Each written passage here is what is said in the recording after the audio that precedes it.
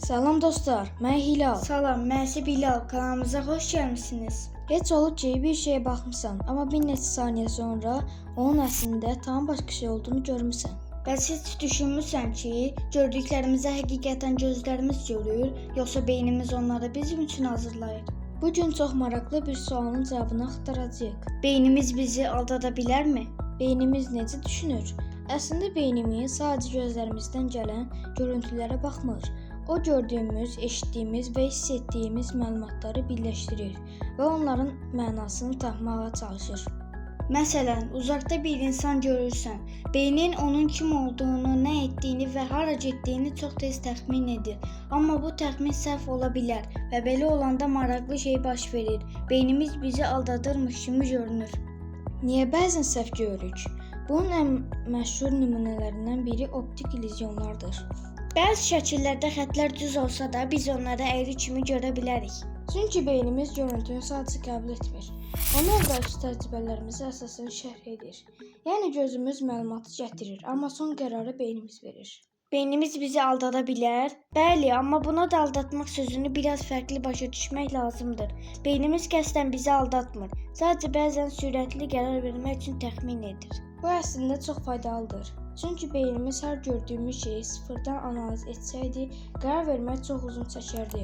Amma həmin sürətli təxminlər bəzən səhvə də səbəb olur.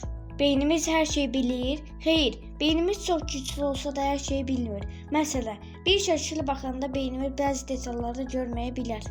Ona görə də fərqlini tap, gizlənmiş heyvanı tap kimi oyunlarda bəzən gözümüzün qarşısındakı şeyi belə görə bilmirik. Deməli, baxmaqla görmək eyni deyil. Niyə yaddaşımız səhv çalır? Hilal, indi gəl daha maraqlı bir mövzuya keçək. Səncə keçmişdə baş verən hər şeyi yaddaşımızda dəqiq saxlayırıq? Əslində yox. Yaddaşımız video kamera kimi hər şeyi olduğu kimi qeyd etmir. Beynimiz hadisələri yadda saxlayarkən onları yenidən qurur. Buna görə də bəzən bir hadisəni olduğundan biraz fərqli xatırlaya bilərik. Niyə zamanı fərqli hiss edirik? Bir də maraqlı sual. Niyə bəzən vaxt çox tez keçir, bəzən isə çox yavaş? Məsələn, maraqlı bir oyun oynayanda 1 saat sanki bir neçə dəqiqə kimi keçə bilər. Amma darıxdığın zaman 5 dəqiqə belə çox uzun görünə bilər. Çünki zamanın necə keçdiyini hiss etməyimiz də beynimizin diqqəti və vəziyyətimizlə əlaqəlidir.